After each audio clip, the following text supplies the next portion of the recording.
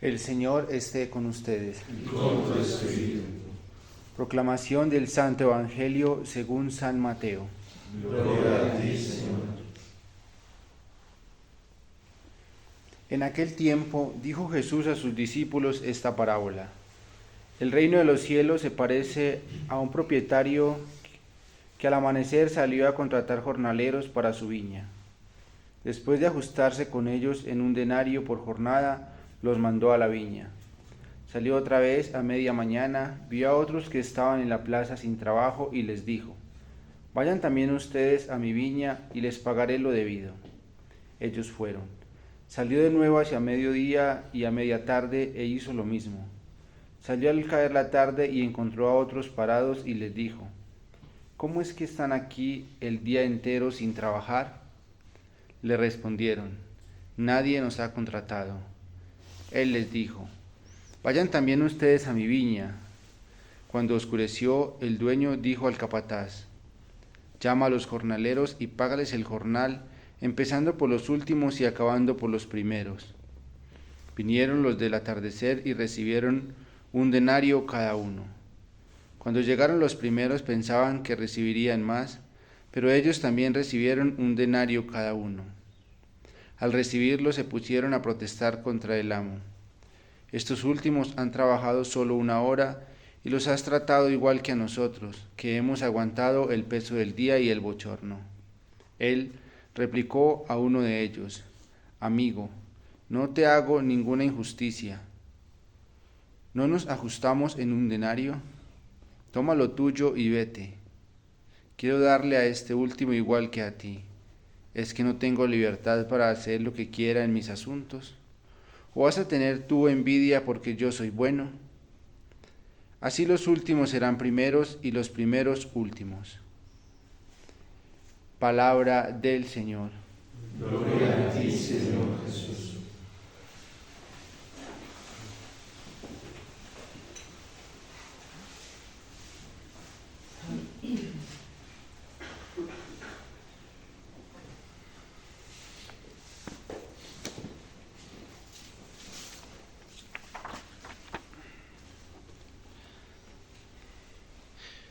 Esto dice el Señor Dios: me voy a enfrentar con los pastores. Les reclamaré mi rebaño. Dejarán de apacentar el rebaño y ya no podrán apacentarse a sí mismos. Libraré mi rebaño de sus fauces para que no les sirva de alimento. Con estas extraordinarias y esperanzadoras palabras culmina hoy, en este texto, en esta narración, la profecía de Ezequiel frente al reproche, frente a la incoherencia, frente a la doblez de los falsos pastores, frente al apego que tienen de sí mismos, frente al interés que tienen de sí mismos, frente a la injusticia de aprovecharse de las ovejas, tanto de la lana como de la leche y de la misma carne de las ovejas, frente a la explotación en la que han caído muchos de los pastores de Israel, incluyendo a los reyes, que se mostraban en nombre de Dios y que habían sido ungidos por Dios, incluyendo a los sacerdotes, que también se habían consagrado, habían sido consagrados para el culto de Yahvé y para la santificación del pueblo, incluyendo a los falsos profetas, que por amor al mundo, al dinero y a la fama, se aprovecharon de las ovejas. Todos de manera igual, por lo menos la mayoría de ellos, por amor a la fama, por amor a este mundo, por amor a la plata, al dinero, al poder, por amor a la satisfacción propia y a los placeres incluso hasta sexuales, porque muchos se pervertían sexualmente, valiéndose de las cosas del Señor, valiéndose de un ministerio que Dios les había dado tanto en el camino profético como en el camino cultural de la liturgia de Israel, valiéndose incluso de la monarquía y del ministerio de reyes, de gobernantes, para que pudieran impartir justicia, comenzaron a explotar las ovejas y aprovecharse de ellas, engañándolas. a otras que estaban descarriadas, adulándolas. Y a las que iban por el buen camino, impidiéndoles que se acercaran verdaderamente al Señor, les cerraban la puerta para que entraran verdaderamente en el redil cuando querían coger el camino justo. Así obraban los pastores perversos en el pueblo de Israel. Todos ellos, valiéndose de los dones divinos, de las gracias divinas como si fueran de ellos, simplemente para aprovecharse de las ovejas. Y por eso hoy lo advierte el Señor a través del profeta. Él, háblale a esos pastores perversos, profetízales a ellos y ve y diles todo esto. Y la valentía del profeta Ezequiel hizo que el profeta denunciara todo esto y que le trajera consecuencias muy buenas para él. La persecución, la desacreditación, la calumnia, la crítica y hasta la muerte. Pero cumplió como un verdadero pastor la misión que el Señor le había encomendado. El profeta mismo se convierte en una rebeldía frente a la actitud que viven los pastores, la fe de Israel, frente a la distorsión de la fe y que erróneamente le están enseñando los falsos pastores al pueblo de Israel.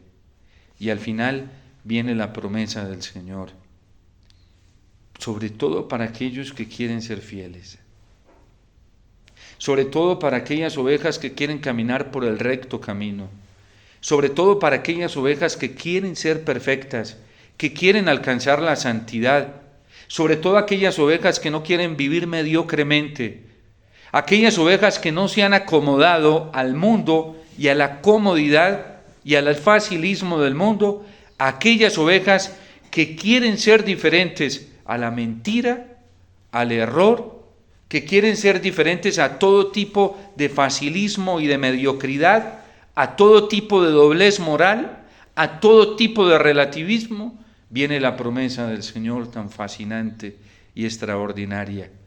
No se preocupen, que yo me voy a enfrentar con esos pastores y yo les voy a reclamar mi rebaño. Dejarán de apacentar el rebaño y ya no podrán apacentarse más a sí mismos. Libraré mi rebaño de sus fauces para que no les sirva de alimento. Y viene el Salmo dando testimonio de este cumplimiento de la palabra del Señor. Con inmensa alegría y alborozo y lleno de esperanza y de confianza, dice el salmista: el Señor es mi pastor. Porque lo dijo a través del profeta Ezequiel: yo mismo buscaré mi rebaño y lo cuidaré. El Señor es mi pastor, nada me falta. En verdes praderas me hace recostar, me conduce hacia fuentes tranquilas y repara mis fuerzas. ¿Quién puede gozar y cantar esta plegaria del salmista? Quien está buscando rectamente al Señor y lo busca de corazón. El mediocre no puede cantar esto, porque no lo siente, porque no lo vive, porque no lo experimenta. Y no lo experimenta porque no lo está buscando. No lo experimenta porque su búsqueda no es recta. No lo experimenta porque no quiere ser pastoreado por el Señor, porque no busca la verdad y no quiere vivir en la verdad, porque no está dispuesto a arriesgar lo que sea por la verdad, porque no está dispuesto a pagar el precio de lo que significa vivir en la verdad. Pero quien está dispuesto, quien está buscando desgastadamente la verdad, al precio que sea, y quien quiere adherirse a la verdad porque tiene la intención más profunda en su corazón de adherirse a ella, así le cueste, así tenga que sacrificarse, así tenga que arriesgar lo que sea, y está dispuesto a dar testimonio de esta verdad, así se le oponga a todo el mundo, así se quede solo, así le quiten todo, así pierda fama, pierda poder, pierda satisfacción, pierda satisfacción aceptación en este mundo, está dispuesto a dar testimonio de la verdad, puede cantar con inmensa alegría hoy este salmo. El Señor es mi pastor, a mí nada me falta. En verdes praderas me hace recostar, me conduce hacia fuentes tranquilas y repara mis fuerzas. Porque lo vive, porque lo experimenta, a pesar de la oposición que tenga. Me guía por el sendero justo, por el honor de su nombre. Y aunque camine por cañadas oscuras, nada temo, porque tú vas conmigo. Tu vara y tu callado me sosiegan. Quien verdaderamente quiere ser santo y está buscando la santidad y la perfección y está buscando con todas sus fuerzas ser fiel al Señor, va a experimentar esto en su corazón. Aunque camine por cañadas oscuras, nada temo, porque tu vara y tu callado me dan sosiego. Preparas una mesa ante mí, enfrente de mis enemigos. Por eso no teme. Hasta sus propios enemigos se quedan desconcertados de ver el respaldo que Dios le da y no lo entienden. Me unges la cabeza con perfume y mi copa rebosa. La fuerza del Espíritu Santo, que es el perfume santo de Dios, se derrama con abundancia. Tu bondad y tu misericordia me acompañan todos los días de mi vida y habitaré en la casa del Señor por años sin término. Y luego viene el Evangelio para decir que un propietario tenía una viña y que quiso llamar trabajadores para que trabajasen en la viña. Y al final este propietario los llamó a todos, a los que había llamado temprano, a la hora tercia, sexta, nona y al caer la tarde. Y a todos les dio el mismo denario. El denario es Cristo, es la Eucaristía, es la palabra de Cristo, es su presencia, es su amor, es su cercanía, es Él como alimento. Pero unos se sintieron insatisfechos con ese denario y no les gustó. Querían otra paga y creyeron que el propietario les iba a dar propiedades mundanas, terrenas, porque iban detrás de eso. Y por eso se sintieron insatisfechos y no les gustó ese denario. Y se enojaron. ¿Por qué les das de lo mismo que nos estás dando a los que vinieron de últimos? Y la clave está no en el tiempo que hayan trabajado, ni en la cantidad de cosas que hayan hecho. Porque es seguro que los que llegaron ya casi al terminar el día no produjeron lo mismo cuantitativamente hablando que los que empezaron al principio.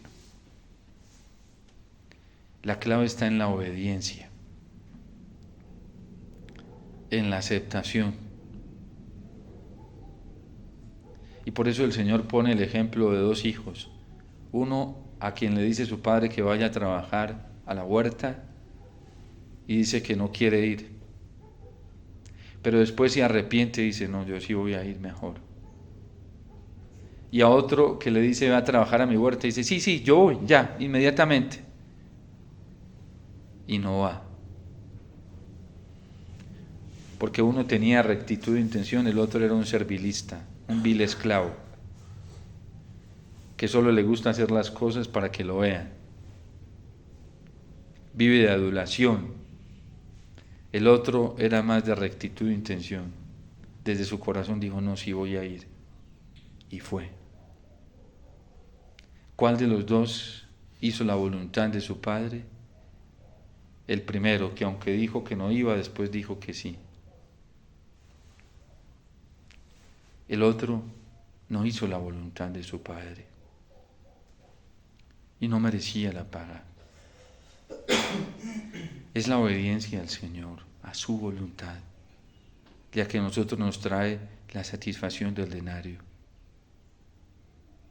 Los otros habían obedecido servilistamente como un trabajador para un patrón, porque me va a pagar plata. Los otros, porque los llamó, estaban sin hacer nada y nunca los tuvieron en cuenta, pero este los tuvo en cuenta a la última hora del día y les dijo, me sirve, no importa. ¿Por qué no han ido a trabajar? Porque nadie nos tuvo en cuenta. ¿Y los otros qué hacían? Aunque trabajaban, iban, se me fue la palabra, iban desclasificando a los otros, porque no les servía, pero a Dios le sirve todo corazón recto que quiera trabajar.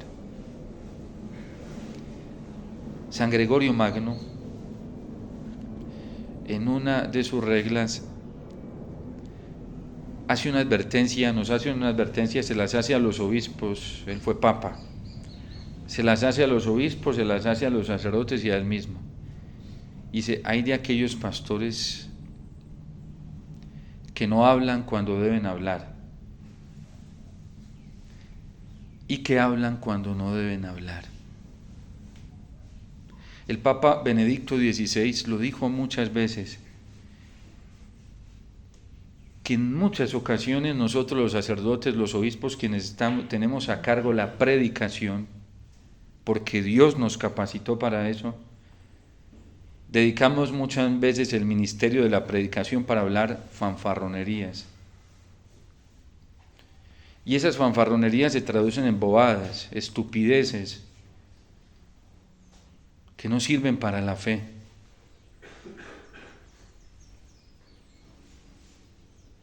Y muchas veces abrimos la boca no para conducir el rebaño del Señor al redil, a los pastos frescos, a las fuentes tranquilas, lo que es la Eucaristía. Es fuente, lo dijo el Concilio Vaticano II.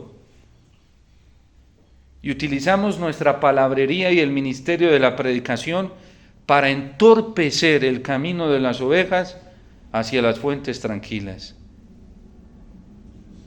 Cantidad de pastores hablando de paz, prometiendo paz, unidad, fraternidad, liberación, salvación. Pero ¿hacia qué fuentes están conduciendo a las ovejas? Hacia fuentes perniciosas. A que las ovejas terminen dominadas por el lobo. Y muchas ovejas están terminando así. Y dice San Gregorio Magno en su regla a los pastores que muchas veces callamos cuando debemos hablar.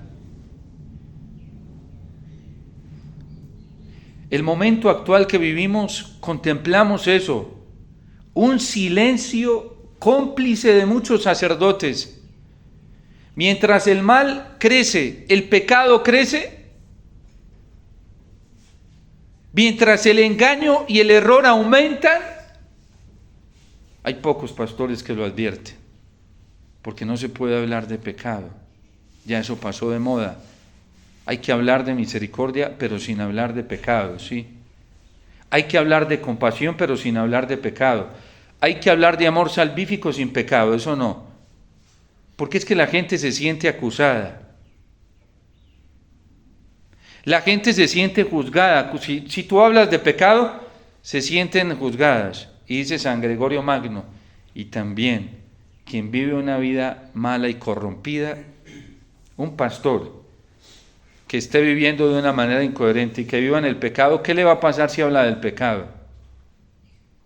Inmediatamente se le levanta la conciencia y dice, pero tú estás así viviendo corrompidamente. Hay predicadores que por eso no hablan del pecado, porque viven en él, porque lo aceptan en su vida, porque es parte de su vida, porque se complacen y se sienten felices en el pecado. Y si me pongo a denunciarlo, pues a mí me toca salir de él y entonces pues yo me siento muy feliz ahí, ¿sí? El Papa Francisco, quien ha sido incomprendido en gran parte, cuando tocó el tema de los abusos sexuales de parte de sacerdotes a menores, decía que antes de haber un abuso sexual, primero había un abuso de conciencia. Un predicador, un cristiano, quien quiera que sea, un sacerdote, que comience a considerar, por ejemplo, las cosas que lastiman la pureza afectiva y sexual como buenas, empezando desde la pornografía como algo normal, siguiendo por la masturbación, con que solo lo conciban interiormente como algo normal, siguiendo con las imaginaciones eróticas, pues tampoco son tan graves. Si te sientes feliz en ellas, pues no hay problema. Un cristiano, un pastor, un predicador, que tan solo en su pensamiento diga, pues esto no es tan grave, pues otros lo hacen. ¿Cuántos no se masturbarán en el mundo? ¿Cuántos igual no ven pornografía? ¿Cuántos no hacen cosas terribles? Y siguiendo por el matrimonio, pues no, yo me voy a casar y con mi esposa puedo hacer lo que quiera. Ya estamos casados. Y va donde el padre y le dice, padre, es que nosotros tenemos sexualidad de esta manera y de esta otra. Tranquila, mi hijita, que lo importante es que se quieran, hagan con su esposo lo que quieran. Cuando ya hay esos consejos, es porque ya está usando de la conciencia, de la suya, y está usando de la de otros también porque la está malformando. Y cuando hay predicadores dentro de la iglesia que enseñan estas cosas terribles, y yo toco este tema, tanto este tema de la impureza sexual, porque es que yo llevo muchos años atendiendo gente, y el fenómeno más aberrante de la perdición humana es el tema de la lujuria. Eso se ha metido en todas las esferas.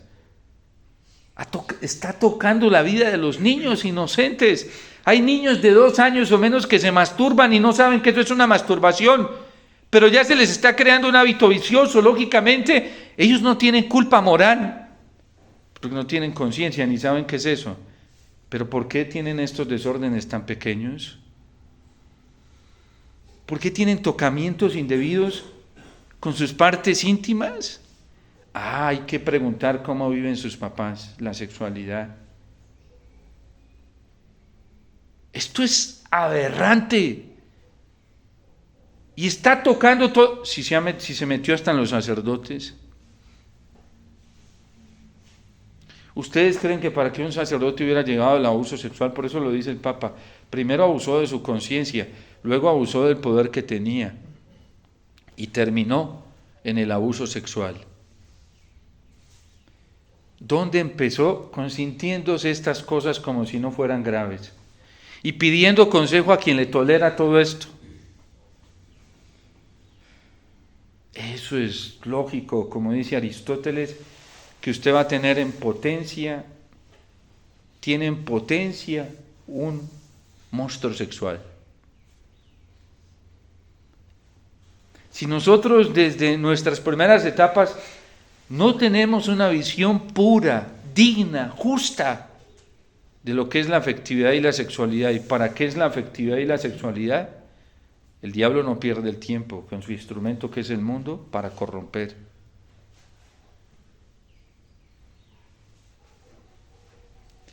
Entonces, a veces, y hablo de esto porque hay que hablarlo, ¿sí? Pues porque es una realidad y porque está sucediendo. La cantidad de víctimas que a mí me ha tocado escuchar y acompañar a causa de sacerdotes que se han corrompido en esto es nefasto. De consagrados es nefasto. Y el dolor de las víctimas es terrible. Pero también pasa en las familias. Papás que abusan de sus propios hijos. Y no siendo menos grave, mamás que por miedo o por intereses económicos se quedan calladas.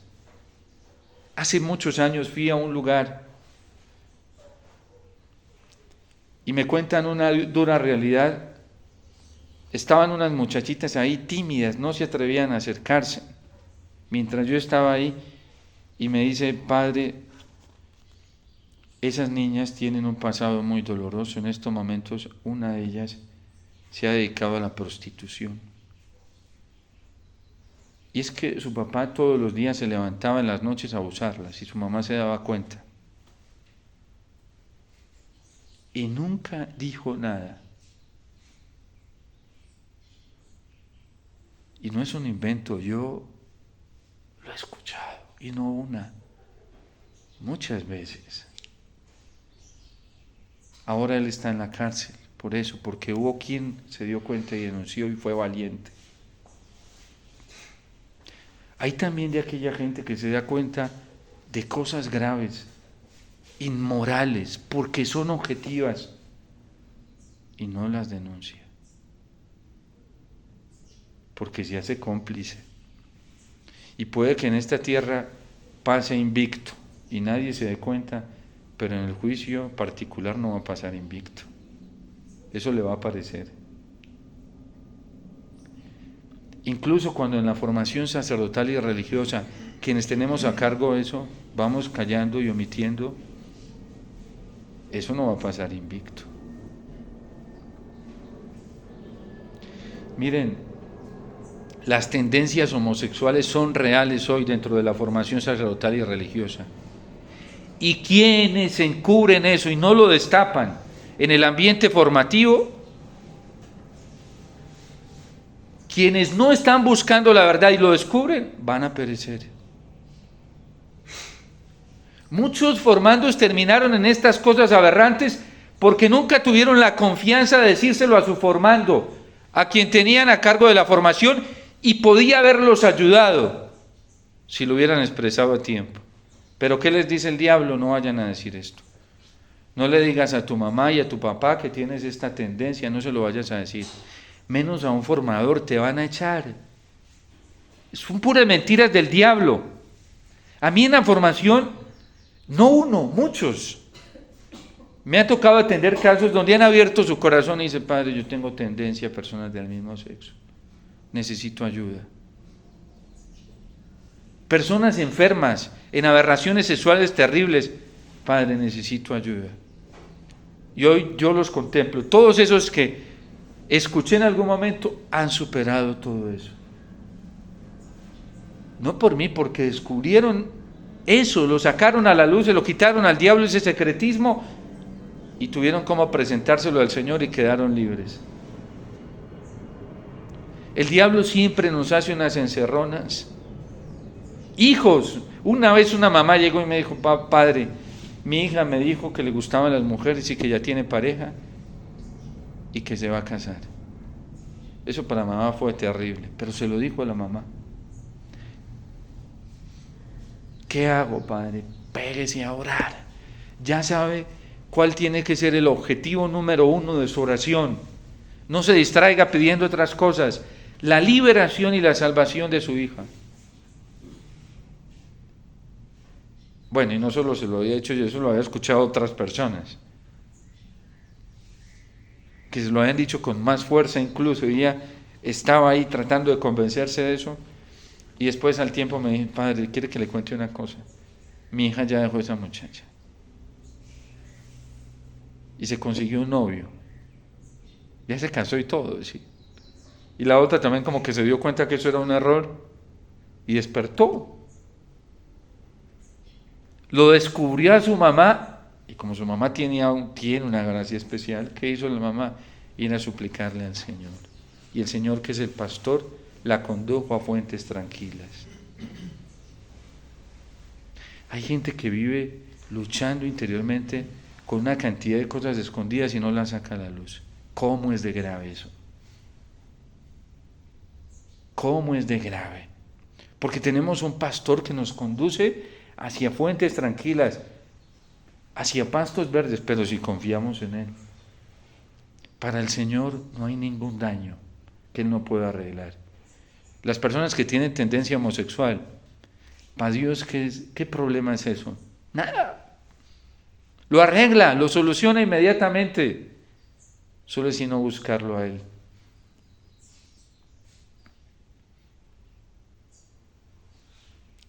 Por eso nosotros tenemos, pero hay pastores perversos que no hablan de estas cosas porque las aplauden. Muchos, no digo todos. Habrá quienes les da miedo hablar de esto por otras razones, yo no las conozco, sí. Y dice San Gregorio Magno, hay de aquellos pastores que hacen eso. Cuando deben hablar, no hablan. Y otros que se vuelven cómplices del pecado. No importa, Dios que nos ama y no juzga, acepta de todo. Y profanan hasta el santo nombre de Dios porque lo ponen a aceptar algo que Él nunca acepta. Eso es contra el segundo mandamiento, no jurar su santo nombre en vano. Haciéndolo cómplice a Él, si Él creó una naturaleza humana, sexual, perfecta, masculina y femenina, perfecta.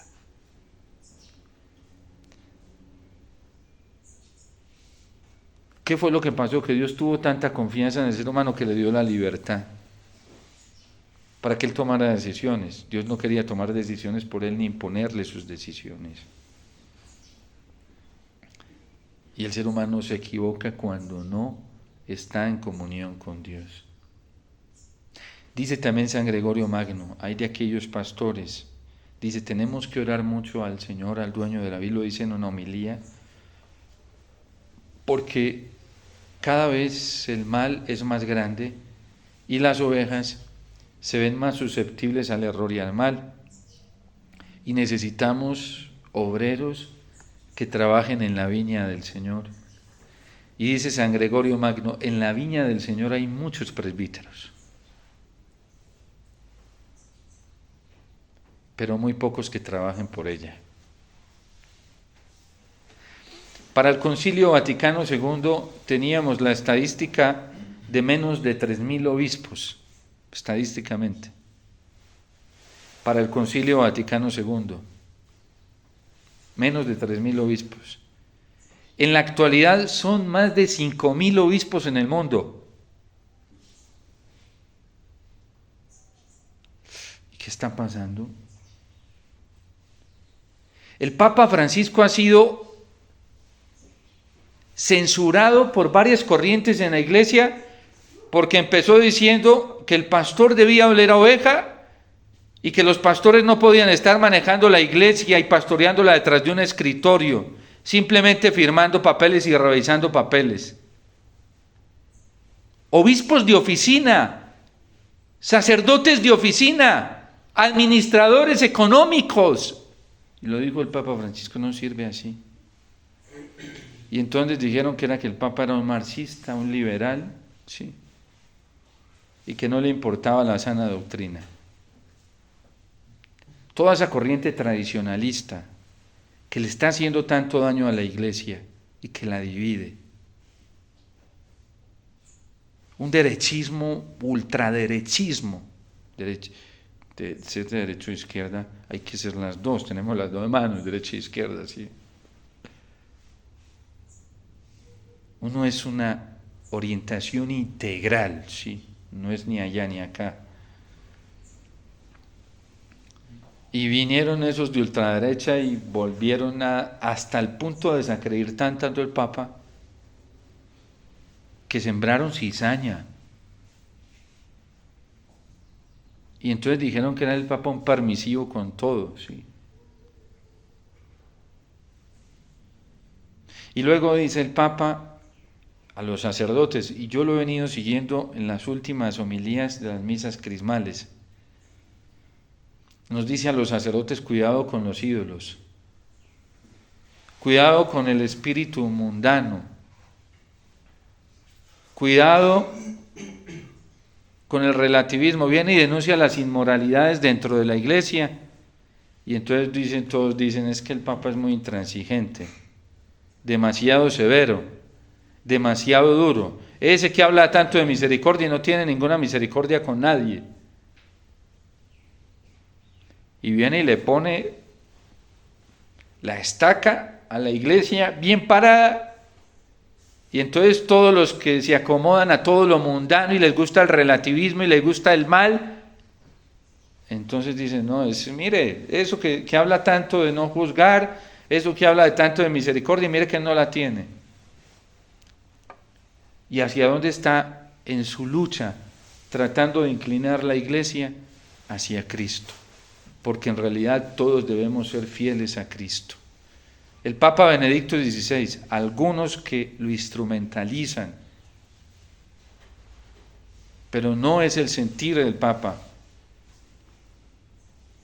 El Papa Benedicto decía que nosotros no debemos ser ni de derecha ni de izquierda. La iglesia no es ni de derecha ni de izquierda. La iglesia es del único pastor, es Cristo. A mí me da mucha alegría, mucha satisfacción y mucha esperanza que el modelo que yo debo seguir como sacerdote se llama Jesucristo.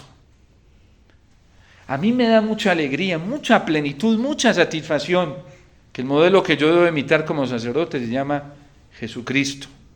A mí me da mucha alegría, mucha felicidad, mucha plenitud saber que todos los días lo puedo escuchar en su palabra y que todos los días me encuentro con Él en la Eucaristía. A mí me da mucha alegría, mucha satisfacción, mucha esperanza saber que no tengo que depender de los criterios del hombre, porque es que el Señor es mi pastor, es nuestro pastor y nada nos falta. Lo peor que nos puede pasar a nosotros en un tiempo de crisis como el que estamos viviendo es hacernos dependientes de los criterios de los seres humanos.